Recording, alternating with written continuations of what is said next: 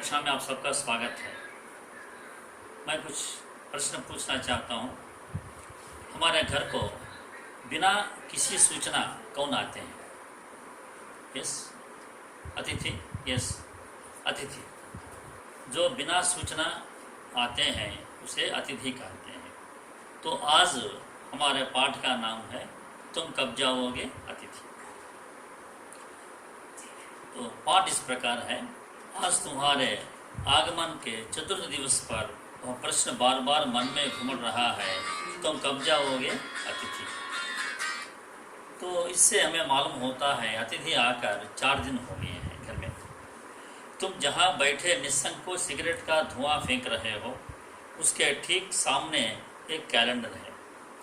तो अतिथि, तुम रोज़ सिगरेट पीकर फेंक रहे हैं, उसी के सामने एक कैलेंडर है, देख रहे हो ना। इसकी तारीखें अपनी सीमा में नम्रता से फड़फड़ाती रहती है। विगत 2 दिनों से मैं तुम्हें दिखाकर तारीखें बदल रहा हूँ। 2 दिन से मैं तुमको दिखाकर मैं तारीखें बदल रहा हूँ। तुम जानते हो, अगर तुम्हें हिसाब लगाना आता है कि यह चौथा दिन है, तुम्हारे सतत आतिथ्य का चौथा भारी दिन। तुम्हें शायद तो मालूम होगा कि तुम आकर 4 दिन हो गए हैं। ये 4 दिन मुझे भारी लग रहा है, पर तुम्हारे जाने की कोई संभावना प्रतीत नहीं होती। मुझे नहीं लगता है तुम जाते हो। लाखों मील लंबी यात्रा करने के बाद वे दोनों एस्ट्रोनॉट्स भी इतने समय चांद पर नहीं रुके थे जितने समय तुम एक छोटी सी यात्रा कर मेरे घर आए हो। तो चंद्रमा पर जो एस्ट्रोनॉट्स अंतरिक्ष यात्री हैं, नील आर्मस्ट्रांग आदि, वो भी चंद्रमा पर इतने दिन नहीं रुके हैं जितने दिन तुम हमारे घर रुकते हो।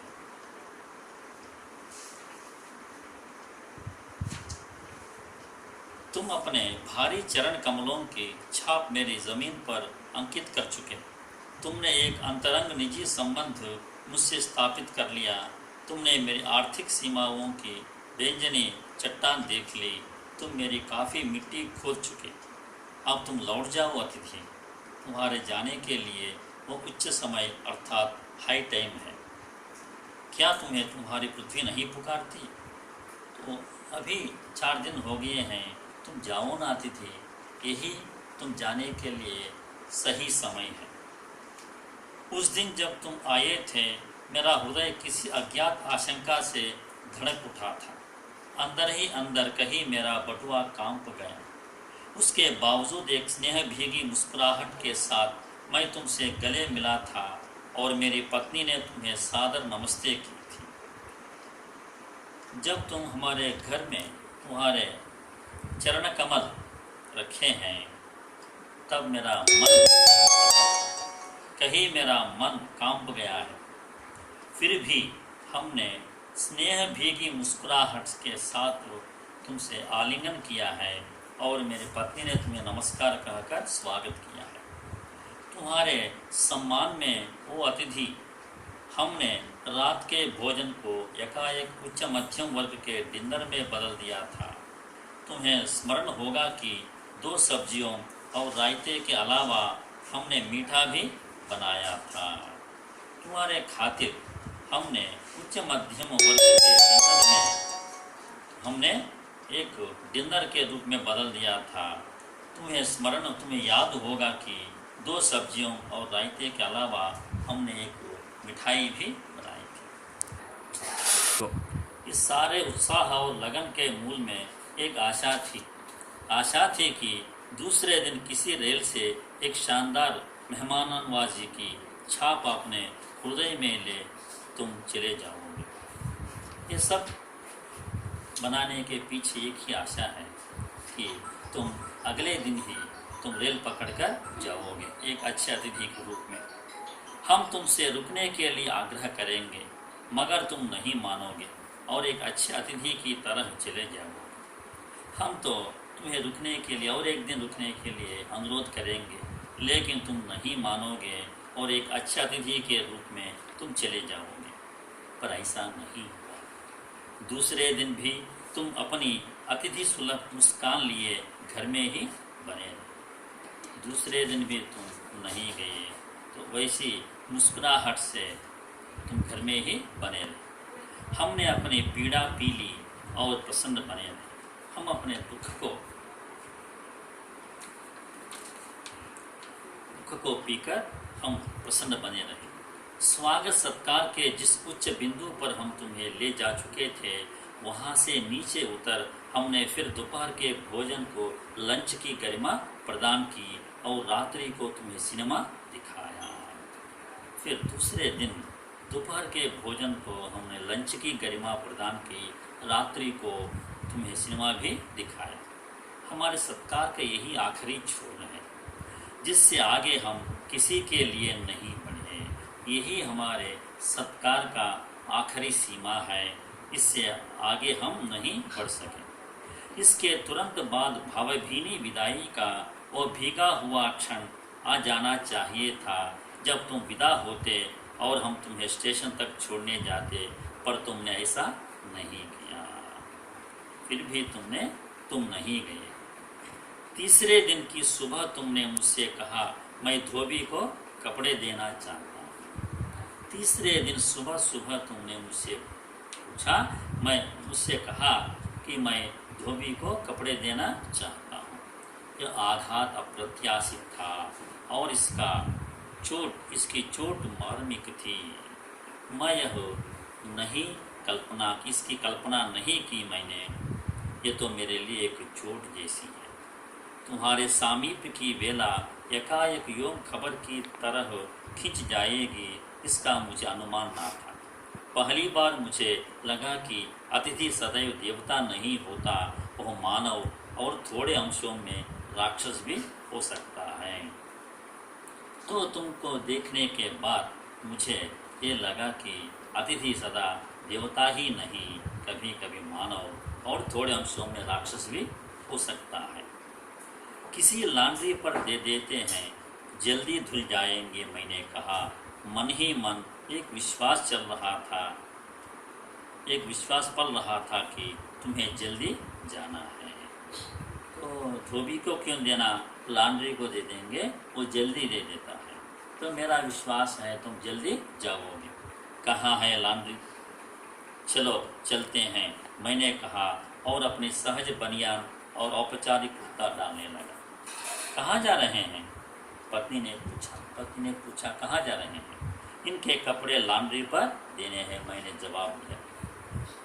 मेरी पत्नी की आंखें एकाएक बड़ी बड़ी हो गई।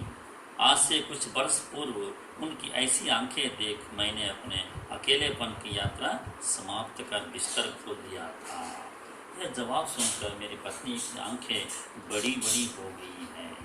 कुछ साल पहले मैं उन आंखों को देखकर ही मैं उनसे शादी की, पर अब जब वे ही आंखें बड़ी होती हैं तो मन छोटा होने लगता है। वे इस आशंका और भय से बड़ी हुई थी कि अतिथि अधिक दिनों रहेगा। उनकी आंखें बड़े होने का कारण है अतिथि ज़्यादा दिन तक रहेगा। और आशंका निर्मूल नहीं थी अतिथि, तो हमारी आशंका निर्मूल नहीं थी। हे अतिथि, तुम जा नहीं रहे, लॉन्ड्री पर दिए कपड़े धुलकर आ गए और तुम यही, तो तुम्हारे कपड़े भी वापस आ गए हैं, लेकिन तुम यहाँ से नहीं जा रहे। तुम्हारे भरकम शरीर से सलवटे पड़ी चादर बदली जा चुकी और तुम यही, नए चादर भी बदल दिए गए हैं, लेकिन तुम यही हो। तुम्हें देखकर फूट पड़ने वाली मुस्कुराहट धीरे धीरे फीकी पड़कर अब लुप्त हो गई। पहले तुमको देखकर मैं हंसता था, लेकिन अब वो भी फीकी पड़कर अब वो लुप्त हो गई है। ठहाकों के रंगीन गुब्बारे जो कल तक इस कमरे के आकाश में उड़ते थे, अब दिखाई नहीं पड़ते। बातचीत की उछलती हुई गेंद चर्चा के क्षेत्र के सभी कोनलों से टप्पे खाकर फिर सेंटर में आकर चुप पड़ी है। बातचीत के अनेक विषय थे हमारे बीच में, लेकिन अब वो सब चुप पड़ी है। अब इसे ना तुम हिला रहे हो ना मैं। कल से मैं उपन्यास पढ़ रहा हूँ और तुम फिल्मी पत्रिका के पन्ने पलट रहे हो। शब्दों का लेन देन मिट गया और चर्चा के विषय चुप गए। तो हमारे बीच में बातचीत भी बंद हो गई, चर्चा के विषय भी समाप्त हो गए। परिवार, बच्चे, नौकरी, फिल्म, राजनीति, रिश्तेदारी, तबादले, पुराने दोस्त, परिवार नियोजन, महंगाई, साहित्य और यहाँ तक कि आंख मार मार कर हमने पुरानी प्रेमिकाओं का भी जिक्र कर लिया और अब एक चुप्पी है। इसके पहले हमारे बातचीत के बीच में अनेक विषय आ पड़े हैं, लेकिन अब केवल मौन ही है। सौहार्द अब शनैः शनैः बोरियत में रूपांतरित हो रहा है। सौहार्द भी अब धीरे धीरे बोरियत में बदल रहा है। भावनाएं गालियों का स्वरूप ग्रहण कर रही हैं, पर तुम जा नहीं रहे। किस अदृश्य गुण से तुम्हारा व्यक्तित्व यहाँ चिपक गया है, मैं इस भेद को सपरिवार नहीं समझ पा रहा। तुम यहाँ चिपक रहने के पीछे क्या रहस्य है, हमें मालूम नहीं हो रहा है। अतिथि, बार बार यह प्रश्न उठ रहा है, तुम कब जाओगे? अतिथि, कल पत्नी ने धीरे से पूछा था, कब तक टिकेंगे ये? कल मेरी पत्नी ने पूछा मुझसे, ये अतिथि कब तक टिकेंगे? मैंने कंधे उचका दिए, क्या कह सकता हूँ? मैं तो आज खिचड़ी बना रही हूँ, हल्की रहेगी। बनाओ। तो मैं तो खिचड़ी बनाऊंगी, तो बनाओ। सत्कार की ऊष्मा समाप्त हो रही थी। डिनर से चले थे, खिचड़ी पर आ गए। अब भी अगर तुम अपने बिस्तर को गोलाकार रूप नहीं प्रदान करते तो हम उपवास तक जाना होगा। तुम्हारे मेरे संबंध एक संक्रमण के दौर से गुजर रहे हैं। तुम्हारे जाने का यह चरम क्षण है, तुम जाओ ना दीदी। तो खिचड़ी तक आ गई है, हमारे सत्कार की ऊष्मा तो समाप्त हो गई है। डिनर से चले थे, खिचड़ी पर आ गए हैं। अभी तुम नहीं जाते, अभी तुम जाओ। यही हाई टाइम है, यही चरम सीमा है। तो इसलिए तुम जाने का यह चरम क्षण है, तुम जाओ ना दीदी। हमारे संबंध ढीले पड़ गए हैं। तुम्हें यहाँ अच्छा लग रहा है ना? मैं जानता हूँ दूसरों के यहाँ अच्छा लगता है। तुम्हें यहाँ अच्छा लग रहा है ना? मुझे मालूम है, क्योंकि दूसरों के यहाँ सबको अच्छा लगता है। अगर बस चलता तो सभी लोग दूसरों के यहाँ रहते, पर ऐसा नहीं हो सकता। लेकिन ऐसा नहीं हो सकता कभी। अपने घर की महत्ता के गीत इसी कारण गाए गए हैं। होम को इसी कारण स्वीट होम कहा गया है कि लोग दूसरे के होम की स्वीटनेस को काटने ना देंगे। तो होम इसी कारण स्वीट होम कहा गया है कि लोग दूसरे के होम की स्वीटनेस को काटने ना दो। तुम्हें यहाँ अच्छा लग रहा है, पर सोचो प्रिय कि शराफत भी कोई चीज़ होती है और गेट आउट भी एक वाक्य है जो बोला जा सकता है। आखिर वहाँ तक मत लाओ अतिथि। तो गेट आउट भी हम कर सकते हैं, लेकिन ये हमारा संस्कार है। सोचो, अपने खर्राटों से एक और रात गुंजायमान करने के बाद कल जो किरण तुम्हारे बिस्तर पर आएगी, वह तुम्हारे यहाँ आगमन के बाद 5वें सूर्य की परिचित किरण होगी। अगर तुम कल सुबह जब सूर्य की किरणें तुम्हारे बिस्तर पर पड़ती हैं, ये तुम्हारे 5वें दिन होता है। आशा है वह तुम्हें चूमेगी और तुम घर लौटने का सम्मानपूर्ण निर्णय ले लोगे। जब सूर्य की किरणें तुम्हें चूमेगी, तुम अपने घर लौटने का एक निर्णय ले लोगे। मेरी सहनशीलता की वह अंतिम सुबह होगी। मेरे पेशेंस और सहनशीलता के अभी बर्दाश्त की यह अंतिम सुबह होगी। उसके बाद मैं स्टैंड नहीं कर सकूंगा और लड़खड़ा जाऊंगा। तो मेरी सहन शक्ति खत्म होगी। मैं तुम्हें गेट आउट भी कह देता हूँ। मेरे अतिथि, मैं जानता हूँ कि अतिथि देवता होता है, पर आखिर मैं भी मनुष्य हूँ। मुझे मालूम है तो अतिथि देवता होता है, लेकिन मैं साधारण मनुष्य हूँ। मैं कोई तुम्हारी तरह देवता नहीं। एक देवता और एक मनुष्य अधिक देर साथ नहीं रहते। और याद रखो, एक देवता और मानव ज़्यादा समय एक साथ नहीं रह सकते, क्योंकि देवता प्रत्यक्ष होकर आदमी को वर देकर फिर गायब होता है। तो इसलिए तुम भी गायब हो जाओ अतिथि। देवता दर्शन देकर लौट जाता है, तुम लौट जाओ अतिथि।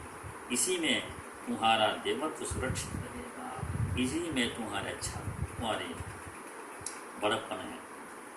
यह मनुष्य अपनी वाली पर उतरे उसके पूर्व तुम लौट जाओ। उफ, तुम कब जाओगे? जाओ ना अतिथि, जाओ प्लीज़।